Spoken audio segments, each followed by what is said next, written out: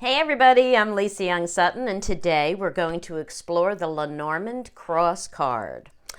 This is the card of pain, suffering, burdens we must endure, and trials or tests that we must undergo with the belief that they will lead to great difficulties if we fail. It can represent what's necessary in our lives rather than what we want to do, as well as all of our beliefs, precepts, mitzvahs or commandments that we carry like crosses through life. When you see this card, consider words and phrases such as responsibilities, duties, challenges that linger, things that are inevitable, sacrifices, remorse, guilt, martyrdom, oppression, crisis, devastation, sorrow, grief, despair, compulsion, strain, suffering, religion, dogma, convictions, or absolutism. It's a card that tells you that you have to endure something and also asks you to have faith. If you believe in fate, this is the card that represents that. It can represent the crosses we carry, suffering in silence, being a martyr, feeling sorry for yourself, biting off more than you can chew, and then being resentful even though it was your choice. The core energy of this card, if you haven't already guessed, is negative. It's one of the 3 stop cards of the deck, along with the coffin and the mountain. And we can go to the original Game of Hope instructions to see why these cards are referred to as stop cards. So let me get my book out. And we'll go to the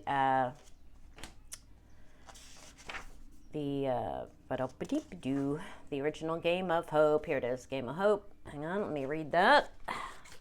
Read part of it anyway. Okay, so nearest to the luckiest field, the player is cheated as against his will he has to advance one step too far to the figure of the cross, where he has to remain until another player takes this burden off of him or until he throws a double. Okay, so there are 3 spaces, 3 cards, right? The cards are spaces in the game, that if you landed on them, you were stuck there until you either rolled a double or until another player also landed there, freeing you, okay? Releasing you.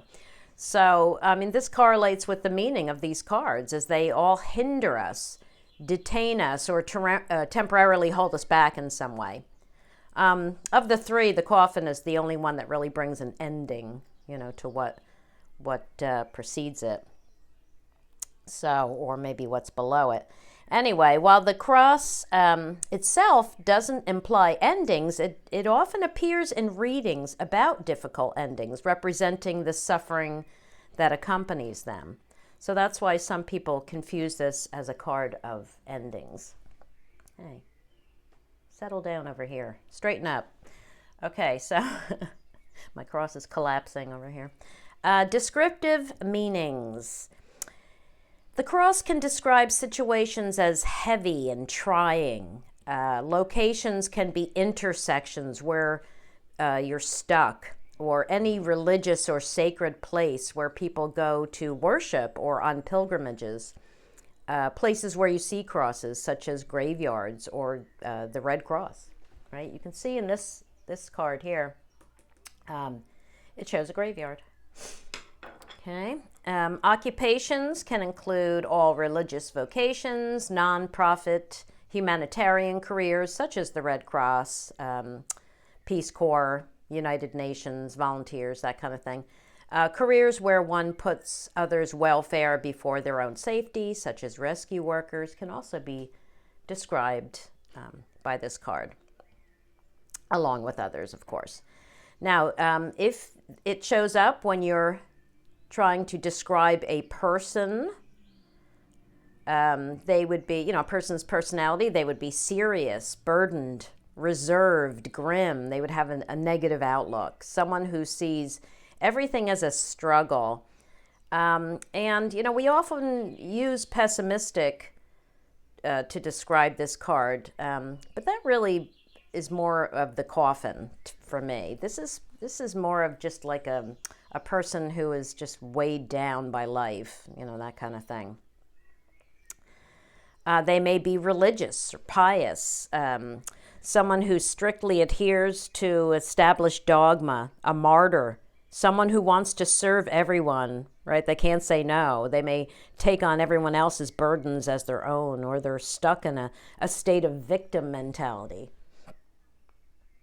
In health readings, other than telling you that your rabbi or priest or pastor may be visiting you, the cross is not a card you want to see in a health reading, as it generally represents long-term suffering and a sense that this is, this is your fate and you must accept it, right? At least for the time being. Those feelings of helplessness and a loss of hope that often accompany illnesses. It may refer to setbacks or anything that extends the suffering. Anatomically, it stands for the neck and shoulders. Now, in a daily draw, it can show up to refer to anything that you might describe as being a pain in the ass, right? Anything we have to do that we don't really want to do. So don't panic when it shows up in your daily draw. It's going to represent anything that may be a bit of a struggle, especially when we struggle to find meaning in something, or, the point. Like, what's the point of doing this? How often do you say that at work or whatever, It may say that we'll be tested somehow, or want to draw our attention to the fact that we're testing others, okay? Now, in advice readings, it can appear to tell us that we need to let go of something just as easily as it can tell us to see something that's difficult through to the end. Which one will depend on the other cards or the question. Is it appearing with the dog or the anchor or the tower to tell you to hang on and remain faithful? Or is it, like suffer through it? Or is it appearing with the clover to tell you to lighten up? Or the key to tell you to release yourself? Or the ways to tell you to go another way. Even with the lily would tell me to just relax and chill out, not take it so seriously, It may suggest that you not be a martyr or re-examine your principles. It often asks us to keep the faith even though we're going through a tough time. Or it may simply ask you to be more responsible. It's the card of responsibilities, right? Now, in a spiritual reading, for me, it often appears to draw my attention to the pain in my neck and shoulders, because this is where I carry self-doubt. It's also a red flag that I'm making things harder than they need to be, and asks me to put down that cross already. It may reference discovering and dissolving outdated beliefs, letting go of pain through forgiveness, searching for our purpose or the meaning of life. Remember, these are spiritual readings. I also use the cross to represent angels who protect and watch over us, because I use the coffin for earthbound ghosts or spirits of those once in physical form, and I use the stars for, God energy, infinite wisdom, or spirit guides, those who offer guidance. Okay, in a relationship reading, generally the cross refers to an unhappy relationship. It may indicate a prearranged marriage or a couple who stays together out of a sense of duty. It can refer to a long period of trial and tribulation. If you're asking how your new relationship will progress, the cross says it's going to be a struggle. But if the other cards are favorable, it may suggest that you have faith, that there's a reason to be here. Maybe there's lessons that you need to learn. Okay, so looking at the cards in front of us on the table, basically we see crosses, right? I don't think anyone really gets too creative with this card. I like Anna Kay's emphasis. She's got a woman here, lugging these two buckets of water, with that cross thing, whatever they called that. And, because that emphasizes the heaviness and strain of carrying a cross. I like that. And then the kitsch, the kitsch Lenormand, always cracks me up. shows the cross. That was the test pattern that showed up at midnight. All TV stations used to end. They would shut down at midnight, and you got a test pattern, and they would play the national anthem, right? And in here it shows the pain and suffering of this person who obviously is not even sitting down to dinner until midnight. And they have a crappy TV dinner, right? And they sit down, they put the TV on, and they find out that they just missed Howdy Doody, because now they're looking at a test pattern. Oh gosh. And then this is an interesting one too, the Venetian, because it shows all these masks down here, right? And it's kind of saying like, hey, it's time to take off all the party masks. The party's over. It's time to face the responsibilities. Get back to real life. Yeah, wow. Okay, let's read the verse card. The verse card says, "The cross is a prophecy of misfortune of all sort. The farther away, the worse it will be, else the pain will be strong and short." And I will explain that in a moment when we get to the method of distance guidelines. Okay, so... Oh, you know what? Also, I like the Lunar Nomad card because it shows a woman, right? It's comparing her with her outreached arms, right? It compares her to the cross, and it really emphasizes the fact that the cross represents the neck and shoulders when speaking of anatomy. That's cool, too. All right, so let's compare it just to a few cards here. Whoopsie, sorry about that. Don't want to make all of you seasick. All right, so we can compare it to, here, let me just grab you. We can compare it to the cross, or, well, yeah, we can compare the cross to the mountain, right? Because they have some things in common. They can both relate to hindrance and resistance, but the mountain is a temporary blockage or obstacle or an enemy that stands in our way, whereas the cross is a hardship that we must endure, or in many cases, one that we simply can't or won't let go of, but in reality, we could. We can compare it to the ways or the crossroads. Notice the word cross in there, crossroads. And I've seen these two cards confused in some, I think, some little white books or maybe just online. I don't know where I've seen them confused, but I have. But they're actually opposite cards because the cross says that you're stuck at an intersection while the ways says that you have options and can go either way. And then we can, of course, contrast it with the clover because the clover is good luck and the cross is bad luck. The clover is carefree and the cross is heavily laden. And then we can, oh, you know what? Where's the stars? We can compare it to the, how many of you keep your cards in order? You know, after I use a deck, I kind of, you know, knock the reading out of it, and then I bless it, and I put it back in order. Right? So here, we can compare the cross to the stars, because the cross represents organized religion, but the stars represents spirituality. Okay. All right, so that's enough for that. I'll just leave that there because I'm going to now look at the original instructions. All right, so the original instructions for the cross, the original instructions you see in my book under the Petit Lenormand original translation. That's what we call plot. So, the original instructions are short and sweet. The cross is always a bad sign. If very near the person, you may hope that the misfortune will not last long. Another reference to the method of distance, of course. That's what the plot's all about. And yeah, there's no mistaking that this is a negative card. I'm also going to read the coffee card verse.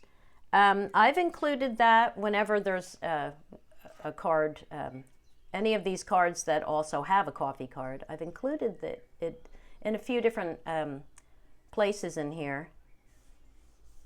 If you read it, you'll find it. It's in here somewhere. Here, hang on. I know where it is. Okay, right here. The coffee card verse. There is no misfortune, however severe, that does not produce some good. Hope, therefore, will always be for the best. So it's telling you that this is a card of misfortune, but no matter how severe it is, it's saying that some good will come out of it. So that's where that have faith, reference comes in, related to the cross. Now, there is a directional cue for this card, a traditional directional cue, but it just says that the card to the left is diminished in importance, while the card to the right gains importance. And I never understood that because I read left to right. Maybe that would make sense if you didn't always read left to right. I don't know. But reading left to right, you could pretty much say that about any card. Now, what do the mod guidelines have to say? Okay, so the mod guidelines for the cross, as well as the mice cards, state that these are the two negative cards that are the exception to the proximity rule of wanting negative cards far from our card. So why would we want a card of suffering and pain near our card in a GT? Well, let's get out a GT here and I can explain it very clearly. Okay. Excuse me, candle.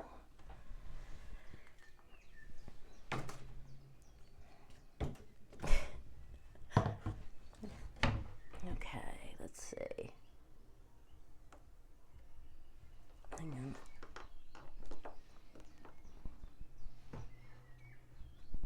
Wow. All right, can we see all this? Yeah, we can see this. Okay. So this is a GT I just laid out, just asking the universe for an example.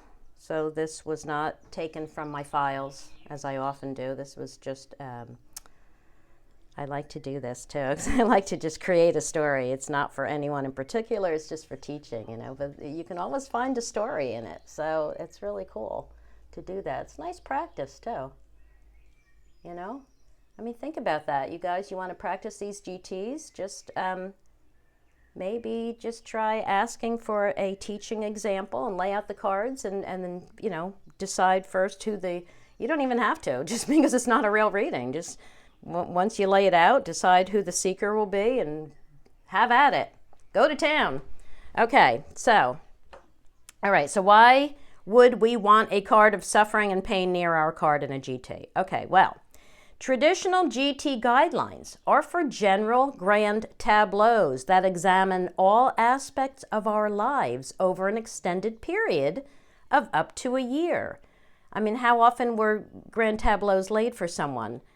Originally, they were usually an annual thing, maybe every 6 months, 4 months, 3 months, something like that, right? But they weren't done every day, for sure. And of course, our lives are always a combination of ups and downs, happy times and difficult times to varying degrees, right? So where the cards land will tell you in what areas of your life these things will happen and to what degree. The entire GT is about the seeker, not just the cards falling closest. So we can say that the closest cards have the greatest impact or influence or will affect us in the strongest ways, but the entire grand tableau is our story for the time period of the spread. We will either reap the positive benefits of the cards that sit closest to us, or will be hit the hardest by their negativity, right? Or will have the most control over them. Now, when we consider cards like the cross and the mice, you want control, right? So that's why you want them near. I hope I said that clearly.